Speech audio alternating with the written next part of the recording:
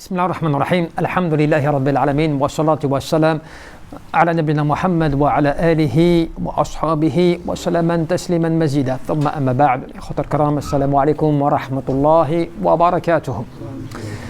الله سبحانه وتعالى ذكر لنا في كتابه العظيم والسارعوا إلى مغفرة من ربكم وجنة عرضها كعرض السماوات والأرض أعيدت للمتقين أو كما قال جل في علا في آية أخرى سابقوا إلى مغفرة من ربكم وجنة عرضها كعرض السماء والأرض أعيدت للذين آمنوا بالله ورسوله ذلك فضل الله يؤتيه من يشاء والله ذو الفضل العظيم. Vous savez, dans ces deux versets, Allah Azza wa Jal nous informe de comment ce que le croyant il doit être vis-à-vis des bonnes actions, des bonnes œuvres. Et ça tombe bien puisque dans des semaines, des mois dans lesquels nous sommes, et en l'occurrence à quelques jours, une dizaine de jours, 12 jours, 11 jours du mois de Ramadan, eh bien c'est l'occasion de prendre encore plus d'importance à ces deux versets.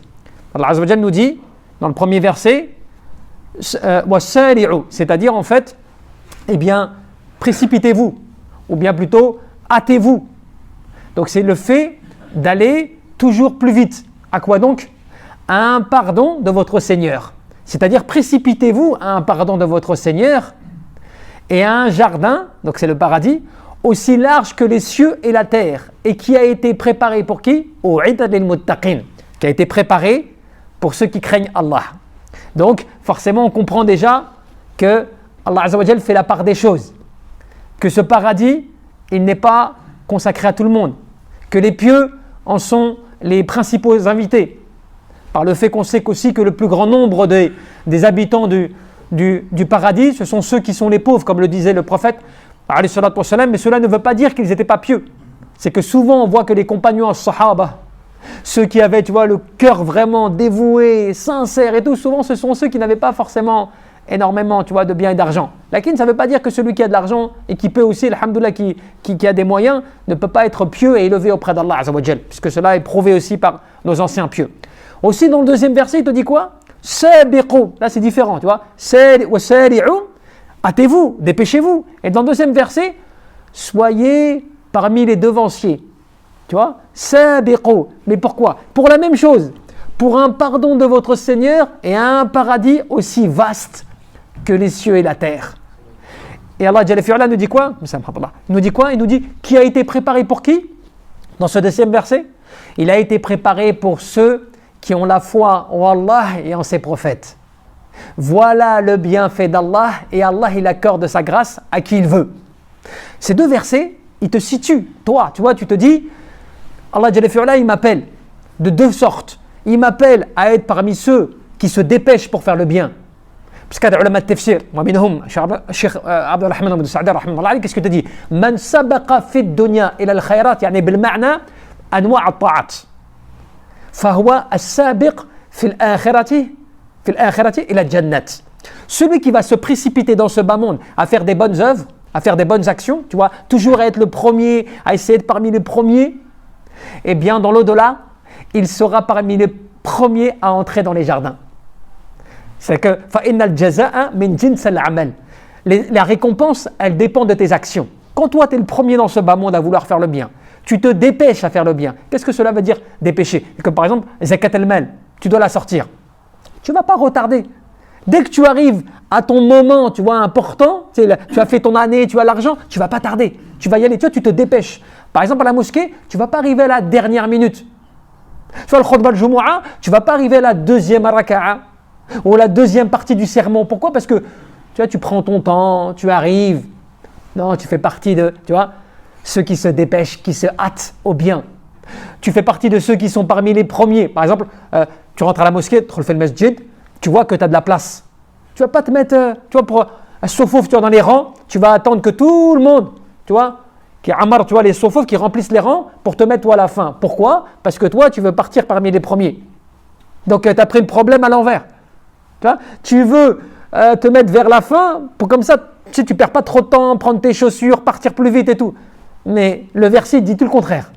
Sois parmi les premiers à vouloir faire le bien. Tu vas te dépêcher à vouloir faire le bien, subhanallah, tu vois. Et c'est pour ça, subhanallah, que quand tu réfléchis à ces versets,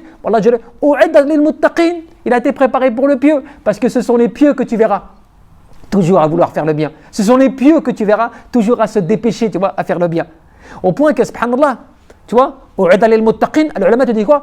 Innama summu al-muttaqin li'annahum ittaqu ma la yuttaqa. Chauffe la ma'na. U'ida l'ulama al-lugha. Regarde ce qu'ils te disent. Ils te disent, mais qu'est-ce que veut dire le terme al-muttaqin, tu vois, dans la langue arabe? Ou comment est-ce qu'ils le comprennent? C'est important d'arrêter des fois à comprendre. C'est quoi le terme de al-muttaqin? Parce qu'Allah Jalla fi'ala, combien de fois dans le Coran, il parle de al-muttaqin, ou bien, tu vois, taqwa. Tu vois, ذلك الكتاب لا ريب فيه هدى للمتقين. Tu vois, c'est souvent cela, tu vois. Un livre sur lequel, le Coran, il n'y a pas de doute, c'est un guide pour les pieux. Tu vois, les pieux, tout le temps les pieux. Tu vois, وإن للمتقين في الجنة نعيم, tu vois. C'est certes pour les pieux, un paradis comblé de délices, tu vois, les pieux. Eh bien, les ulama te disent, le terme al-muttaqin, ils ont été appelés comme cela, ces gens-là, ceux qui font partie de al-muttaqin, parce qu'en fait, ces gens-là, ce sont des gens qui craignent Allah des fois sur des choses sur lesquelles les gens ne craignent pas cette chose-là. Je vais te la expliquer, parce que ça ne paraît pas clair. La personne, en fait, al-muttaqi, celui qui craint Allah, en fait, lui, il a une caractéristique particulière. Ittaqu, yani al-muttaqin, ittaqu, ma la yuttaqa. C'est-à-dire qu'il y a des choses sur lesquelles, des fois, il n'y a pas de crainte à avoir. Eh bien, lui, le pieux, il va craindre quand même. Tu veux un exemple pour bien comprendre. Par exemple, il y a quelqu'un qui vient à la maison, chez toi, qui te ramène des cadeaux, qui te ramène des trucs, tu vois. Mais toi, tu sais que c'est quelqu'un, bon, il prend un peu de tout le monde, quoi. Que ça soit clair, pas clair, mais allez, tu vois, il prend de tout le monde. Et après, il donne. Toi, tu vas le prendre, tu vas dire, alhamdoulilah, c'est des cadeaux, mashallah, c'est une bonne chose et tout, je prends, il m'a offert, je prends. Tu vois, pour moi, il n'y a pas de mal, il n'y a pas de mal en soi dans les cadeaux. Le muttaqi, qu'est-ce qu'il fait? Il dit, moi, franchement, je ne sais pas. Je ne sais pas d'où ça vient. Je ne sais pas où tu les as eus, voire même il interroge, comment tu l'as eu, qui te l'a donné, si tu vois, s'il connaît la personne, ça dépend, tu vois, des gens, bien sûr, mais tu vois, il cherche, lui, en fait, lui, il craint quelque chose sur laquelle les gens ne craignent pas d'habitude. Pareil pour le mec là, tu vois, à manger, tu vas ramener plein de trucs et tout, lui, s'il voit qu'il y a des choses qui ne sont pas claires, il va se retenir. Tu vois, donc le muttaqi, le pieux, il a une caractéristique particulière, ce n'est pas celui qui, tu vois, qui ne fait pas attention. Et c'est pour ça qu'il s'appelle comme ça, tu vois, le muttaqin. Et c'est comme ça, subhanallah, que l'ulama te dit quoi? Quand tu fais cela, tu te dépêches, tu te hâtes, tu vas parmi les devanciers et tout, eh bien tu fais les bonnes, pour le bien, pour l'obéissance à Allah Azza wa Jal, toutes les formes d'obéissance à Allah Azza wa Jal, eh bien forcément tu fais le bien. Et quand tu fais le bien, tu verras, ça se voit. وإن الحسنة نورا في القلب وضياء في الوجه وقوة في البدن وزيادة في الرزق ومحبة في قلوب الخلق. Quand tu fais le bien, c'est ce qui se passe. Allah Jalla fi'ala, il met la lumière dans ton cœur. Allah Azza wa Jal, il éclaircit ton visage. Allah Azza wa Jal, il t'augmente ta subsistance. Tu sais, le rizq. Allah, il te l'augmente. En plus, avec les hasanat, Allah Azza wa Jal, eh bien, il met l'amour, tu sais, l'amour des gens, dans le cœur des gens, il le met pour toi. Tout ça, c'est les hasanats qui t'apportent tout cela. Quand tu fais des hasanat, Allah Jalla fi'ala, il te comble dans le dunya de plein de choses. Walakin, wa inna li say'ah, les péchés, wal'iyadu billah, yani sawadan fil wajh, wa dhulmatan fil qalb, wa wahanan fil badan, wa naqsan fi rizq, wa bughdatan fi qulub al khalq. C'est tout le contraire. Quand tu fais, le problème c'est cela, quand tu commences à commettre des actes pas bien, des péchés, des choses comme cela, ça commence à se voir sur le visage. Ça noircit le cœur. Tu commences à devenir feignant. Tu n'as plus, tu vois, comme dans les hasanat, tu as la force. Quand tu fais des bonnes actions, tu t'en rends pas compte, hein, mais quand tu fais des bonnes actions, que tu vois, tu essaies de faire partie de al-muttaqin, des pieux, Allah il t'augmente ta force. Hein. Tu t'en rends pas compte des fois. Comment tu fais pour jeûner? Des fois tu jeûnes, tu vois les gens dans la rue, tu parles avec eux, tu leur dis moi je jeûne. Si eux ils sont pas musulmans, ben, ils comprennent pas. Mais c'est difficile.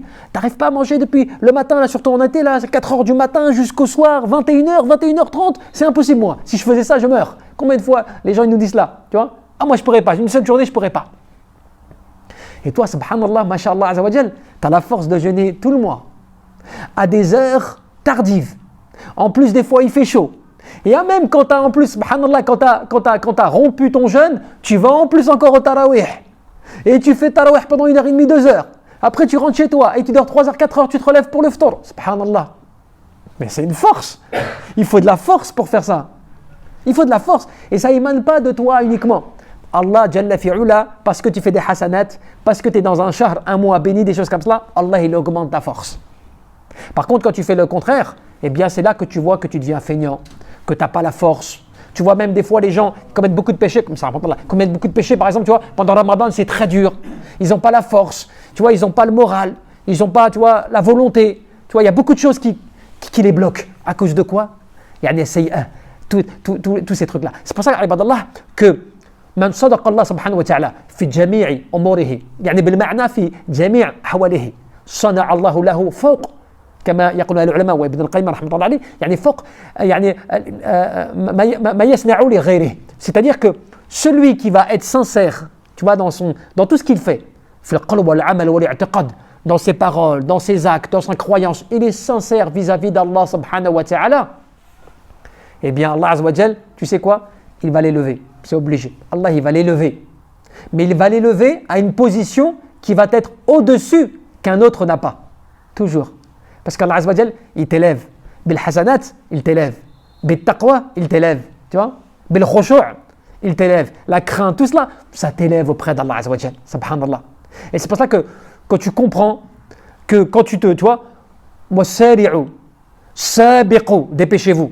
Regarde dans le Coran, quand Allah Jalla tu dis والسابقون السابقون أولئك المقربون في الجنة النعيم ثلاث من الأولين وقليل من الآخرين. Allah il te dit les premiers. Et dans la version, parce que tu peux même pas vraiment le traduire, parce que de toute façon, quand tu traduis, c'est pas de la traduction, c'est une traduction approximative. Tu peux que te rapprocher à peu près. Tu vois de ce que c'est. Mais Allah Jalla fi'ala te dit par deux fois, tu vois, c'est-à-dire vraiment les devanciers, ceux qui sont toujours parmi les premiers. Tu vois? Allah il t'a répété cela par deux fois pour bien accentuer la position de ceux qui sont toujours parmi les premiers. Mais c'est sous-entendu de quoi? Sous-entendu, toujours les premiers parmi les premiers, c'est-à-dire que les ulama te disent ce sont les premiers parmi les premières générations, les premiers parmi les communautés, ceux qui nous ont précédés, ou les premiers parmi ceux qui ont été parmi les premiers de cette ummah, de cette communauté. Tu vois, min as-sahaba wa tabi'in wa man tabi' bi ihsan, yani les trois meilleures générations. Comme في الحديث خير الناس قرني ثم الذين يلونهم ثم الذين يلونهم كما في الحديث. Tu vois, la meilleure des générations, disait le prophète sallallahu alayhi wa sallam, c'est ma génération. Ensuite, celle qui vient après et encore celle qui vient après. C'est pour dire que les ulama ont divergé.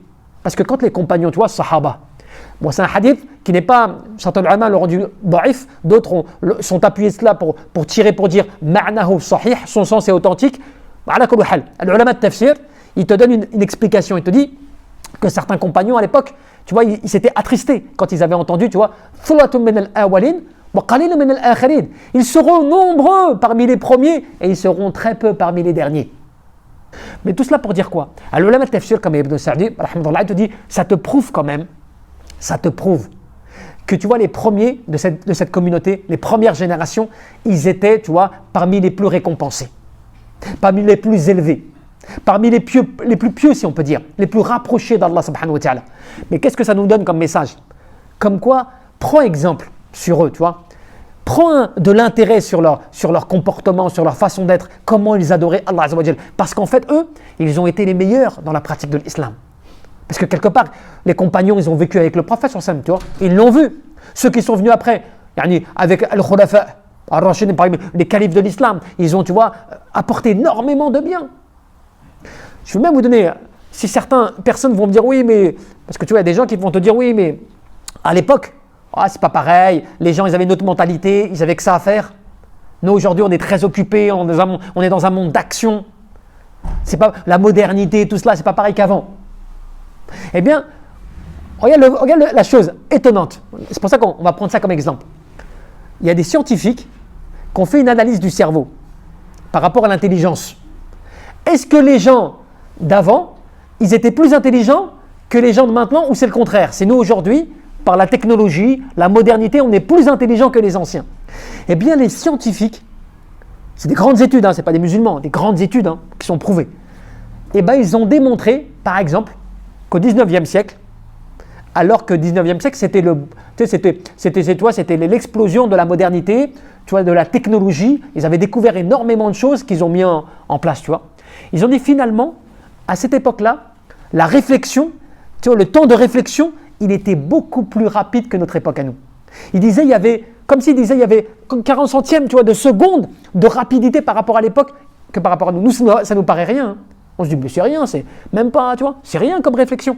Mais en fait, il dit, mais multiplié par le nombre d'informations par jour qui sont des milliers d'informations, ça fait énormément de retard. Ce qui veut dire que les anciens, ou ceux qui nous ont précédés, parfois, ils avaient une réflexion beaucoup plus rapide. Donc, ce qui veut dire beaucoup plus large, tu vois, que nous aujourd'hui. Et c'est vrai, franchement, quand tu réfléchis aujourd'hui, tu vois les téléphones portables, tu réfléchis même plus. Tu t'es comme ça, tu peux passer des heures. Même les ulama, tu vois les ulama, maintenant salihin, parmi ceux qui nous ont précédés, ils cherchaient la science, pas comme nous. Ils voyageaient pendant des mois, ils rencontraient du monde, ils étudiaient sur la route. Quand ils avaient un livre, ils le scrutaient. Tu vois, c'était énorme pour eux. Ibn Jawzi, rahimahullah, tu disais, quand je découvre un livre que je ne connaissais pas, pour moi, c'est meilleur que si j'avais découvert un grand trésor. Nous, aujourd'hui, maintenant, regarde, sur Internet, subhanallah, tu as tous les livres du monde. Aujourd'hui, tu tapes quelque chose, tu recherches, tu as la réponse, si on peut dire, tu vois, même si elle n'est pas toujours bonne des fois. Mais c'est pour dire quoi? Plus tu as de la science qui est disponible, plus tu peux accéder, tu vois, l'ulama, l'ilm, tout ça, tout, moins tu apprends. Et moins tu réfléchis. Alors qu'à l'époque, ils faisaient un travail énorme. Et c'est pour ça qu'Allah dit وَجَعَلْنَا مِنْهُمْ أَئِمَّةً لَا يَهْدُونَ بِأَمْرِنَا لَمَّا صَبَرُوا وَكَانُوا بِآيَاتِنَا يُوقِنُونَ.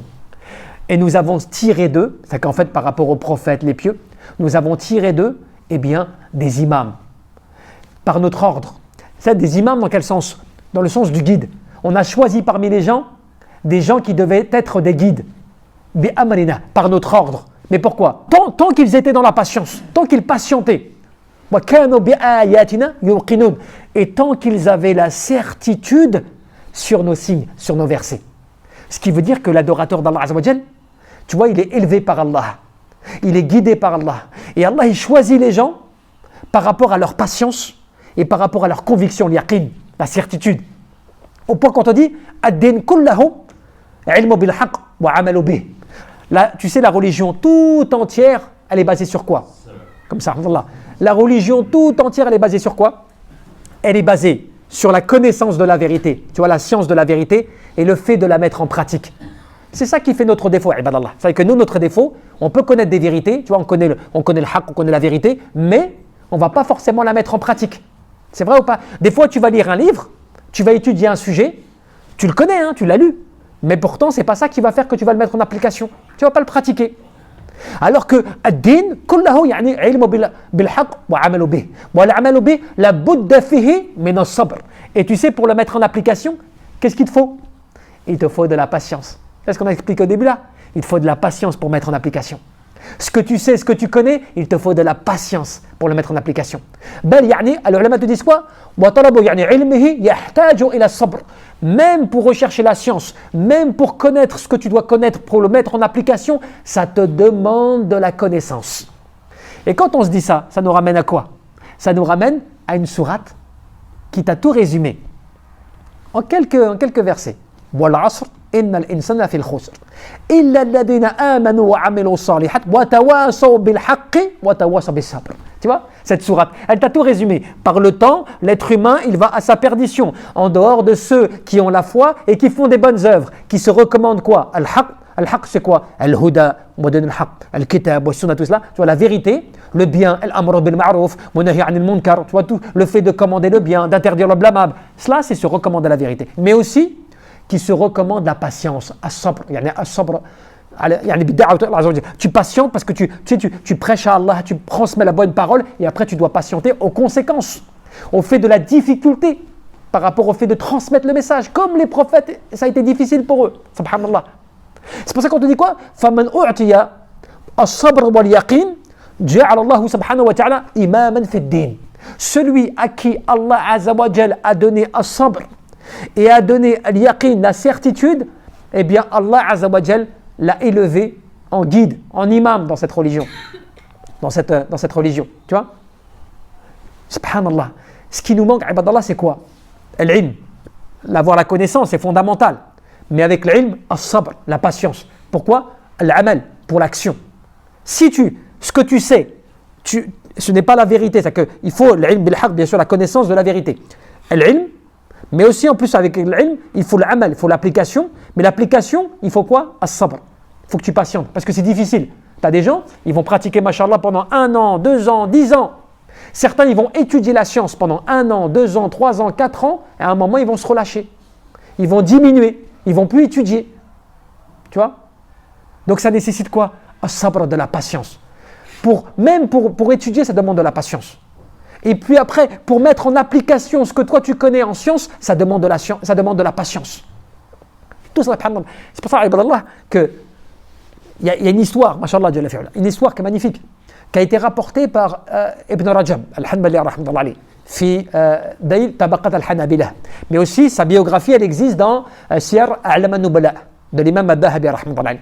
Un grand savant, alim min al-ulama, un cheikh imam, alim, qui s'appelait Abu Bakr al-Qadi, Abu Bakr Muhammad ibn Abd al-Baqi, al-Bazzaz, al-Ansari, rahmatullah alayh. Un grand savant qui était de l'époque de l'imam Ibn Jawzi, rahmatullah alayh. Même Ibn Jawzi raconte des anecdotes avec lui, qu'il participait à ses cours, que donc ce grand alim des fois écoutait les cours d'Ibn Jawzi, vice versa. Muhim, c'était quelqu'un qui était un grand savant de l'époque d'Ibn Jawzi, rahmatullah alayh. Et beaucoup de savants ont fait de l'éloge de cette personne-là. Eh bien, regardez un jour ce qu'il raconte lui-même. Et cela, c'est rapporté par Ibn Rajab. Il raconte qu'un jour, il est parti à Mecca, à la Mecque. Et à ce moment-là, il n'avait pas d'argent. Et il s'est retrouvé à un moment dans une période où vraiment il avait extrêmement faim. Extrêmement faim. Donc, il fait sa vie, il fait comme il peut, mais il n'avait pas mangé. Pendant des fois, même plusieurs jours. Qu'est-ce qui se passe? Il trouve un sac au sol. Un sac qui était filé. Il le prend, il le ramène chez lui, il ouvre, et il voit qu'à l'intérieur de ce sac, il y avait des perles, l'eau comme il n'en avait jamais vu jusqu'à maintenant. Donc, subhanallah, il est étonné, il se dit, subhanallah, un sac comme ça avec une richesse à l'intérieur, subhanallah, c'est étonnant. Lui, qu'est-ce qu'il se dit? Il se dit, bah, alhamdoulilah, je vais peut-être vendre, je vais voir ce que je vais faire avec pour me nourrir, j'en ai besoin. Il sort de chez lui, et chez lui, il entend quelqu'un, un cheikh qui est un personne âgée, qui était en train d'appeler les gens en disant, voilà, j'ai perdu un sac, et celui qui me retrouve ou qui me rend ce sac, je lui donne 500 dinars. Et à l'époque, c'était énorme. Tu vois, c'était énorme. Je lui donne 500 dinars. C'était une grande fortune à l'époque, cela. Et lui, il entend cela. Qu'est-ce qu'il fait? Au début, il se dit, bon, bah, qu'est-ce que je vais faire? Je vais peut-être vendre les perles. Je vais lui rendre le sac parce qu'il me demande le sac. Et je vais vendre les perles pour me nourrir. J'en ai besoin. Et puis, khalas. Il va voir l'homme et lui dit, bon, viens avec moi à la maison, j'ai ton sac. Et finalement, arrivé à la maison, il se dit, non, je vais tout lui rendre. Dans son cœur, il se dit, je vais tout lui rendre. Il l'emmène jusqu'à chez lui, et lui dit, voilà ton sac. En fait, il le referme et tout, lui dit, voilà ton sac. L'homme, il le récupère et dit, voilà, tiens. Et lui, il refuse, il dit, non, je te rends ça parce que je devais te le rendre. Ah bon, c'est une obligation, je devais te le rendre. Et il insiste. L'autre, il dit, tu vas prendre les 100. Non, c'était la récompense. Il refuse, lui aussi, il fait, je veux pas. Je devais te le rendre. Khalas, c'est bon. Donc, à un moment qu'il a insisté, l'homme, il est reparti. Et lui, il dit, donc, j'ai quitté la Mecque et j'ai dû prendre le bateau pour aller me rendre dans une autre contrée. Et quand j'ai pris le bateau, il a, tu vois, tout le monde est tombé à l'eau. Et voilà, il a complètement. Et je me suis retrouvé sur une planche, sur une seule planche, à essayer de survivre, comme cela, qui m'a emmené jusqu'à un moment, une île. Dans cette île-là, je me suis retrouvé là, il y avait des gens, musulmans, une mosquée, je suis parti là-bas, et j'ai commencé à vivre avec ce que je pouvais, et à un moment, ils cherchaient en fait comme un imam pour guider leur prière. Lui, il guide. Et mashallah, il guide, il connaît le Coran, il connaissait le Coran forcément, alhamdoulilah, il et les gens, ils sont étonnés, ils disent, mashallah, alhamdoulilah, tu vas rester avec nous, tu vas devenir notre imam et tout. Ils sont contents, qu'est-ce qu'ils font? Ils le prennent avec eux et ils commencent à lui donner de l'argent. Il fait donc, j'ai commencé à avoir plein d'argent comme cela. Et ensuite, après, il prenait le Coran, il lisait comme cela, et les gens ils viennent le voir, lui disent est-ce que tu sais bien écrire? Est-ce que tu sais? Il fait oui, bien sûr. Il lui ramène ses enfants, tout le monde commence à lui ramener. Et il prend une deuxième pension encore de rémunération par le fait d'enseigner aux enfants l'écriture et tout ce qui s'ensuit. Et après, plus tard, les gens commencent à parler comme ça, voilà, il y a une fille, c'est une orpheline dans cette ville-là, qui vit ici, c'est une fille, machallah, qui est très belle, ainsi de suite, et on souhaite la marier, mais on voulait la marier avec quelqu'un de pieux, et on voudrait que tu te maries avec elle. Et lui, au début, il refuse. Ils insistent, il fait, bon, allez-y. Il ramène la femme, et quand il lui présente la femme, là, il voit que la femme, elle portait le collier de perles que lui avait vu dans le sac. Le collier de perles qu'il a vu dans le sac. Et donc, il est bloqué, il est choqué. Il regarde que le collier de perles. Et les gens, après cela, ils sont eux-mêmes choqués. Ils disent, ya Cheikh, t'as regardé que le collier, et ça fait énormément de mal à la fille, orpheline. Les gens, ça les a un peu brisés parce que t'as même pas donné d'importance à la fille, t'as regardé juste le collier. Et lui, il commence à raconter l'histoire. Voilà l'histoire de ce collier. J'étais à la Mecque, au Kada. Et l'homme à qui il a rendu le sac et tout, en fait, c'était le père de cette fille. Et Allah Azza wa Jal, il les a réunis, au point qu'il raconte lui-même qu'après qu'il s'est marié, sa femme, plus tard, elle a décédé avant lui, donc il a hérité du collier, et il avait eu des enfants, 2 enfants. Et ces 2 enfants, après aussi, ils ont décédé. Finalement, il s'est retrouvé tout seul, avec l'héritage dont c'était son droit, le collier. Et le collier, il a dit, forcément, qu'est-ce que j'en ai fait? Je l'ai revendu. Il l'a revendu, c'est comme si je vous disais, ce qu'il dit lui-même, 1000 ou 100 000 dinars. Et après, il racontait ça aux gens, et il disait, jusqu'à maintenant, ce que vous voyez de moi en termes de vie, de richesse et tout, ça émane que de ce collier depuis combien les années passées. Donc finalement, Allah Azza wa Jal, par la piété, la sincérité de cet homme, tu vois, l'honnêteté de cet homme, tout ce que tu vois, son cœur de vouloir faire que pour Allah Azza wa Jal, qu'il a servi pour Allah. Regardez comment Allah il l'a enrichi et comment Allah il l'a élevé. Les sincères, ceux vraiment, tu vois, qu'une sincérité dans leur cœur, quand ils entendent le Coran ou quand tu leur récites le Coran, tu sais leur cœur. Qu'est-ce qui se passe dans leur cœur? Ils se connectent avec l'au-delà. Ça, c'est un signe pour nous. Tu vois, c'est-à-dire que quand nous on a djinn, le rappel de l'islam, qu'on écrit le Coran, tout cela et tout, subhanallah, il faut que nous, notre cœur, il nous rappelle tout de suite l'au-delà, il nous rappelle le bien de l'au-delà. Alors que nous, malheureusement, des fois, nos cœurs, ils sont durs. Des fois, tu peux entendre des versets du Coran, tu ne vas pas méditer, tu ne vas pas faire attention. Voire même, des fois, on va te conseiller. Tel que Nasiha, on te donne un conseil, ça ne va pas te faire d'effet. Tu vas dire, oui, je sais, mais bon, je fais comme je peux, moi, tu vois, tout ça, tout. Tu ne fais pas d'effort. Là, tu comprends les versets qu'on disait au début. La précipitation, le fait d'être parmi les premiers, c'est pas donné à tout le monde. Tu vois. Et regarde la récompense de ceux qui étaient sincères, comme Allah Azza wa Jal, il les a élevés. C'est ça en fait, le bonheur, il est basé sur la science nécessaire qu'il faut que tu apprennes. C'est quoi cette science? C'est le fait que tu connaisses Allah et quels sont les moyens qui vont te permettre de te rapprocher d'Allah. Cela, c'est la meilleure des connaissances, la meilleure des sciences. Je ne parle pas de la science mondaine ou que c'est nécessaire, tu apprennes ceci, mathématiques, autre. Ce n'est pas cela le problème. Le plus important, c'est dans ton cœur. Parce que plus tu vois, tu es pieux vis-à-vis d'Allah Azza wa Jal, plus tu élèves ta science vis-à-vis d'Allah Azza wa Jal, tu verras que le reste, ça va suivre. Ad-dunya, ça va suivre. Ton travail, tu vas faire ton truc. Les études, tu vas être sérieux. Tu vois. Pourquoi? Parce que din, la religion, elle est ton guide. Elle t'oriente. Elle te dit comment il faut que tu agisses. Tu donnes l'importance à toute chose qui va être utile pour toi, par rapport même à ton djinn. Ce qu'on a raconté tout à l'heure par rapport au cerveau, ça te fait réfléchir après, tu vois, par rapport aux anciens, à comment ce qu'ils étaient, plus intelligents. Comme des ulama, ils te disent que parmi les premières générations, ils avaient une force de réflexion qui est énorme, et c'est vrai. Tu sais qu'avant, le Coran, certains ils le récitaient naturellement, 1 fois par semaine, en entier.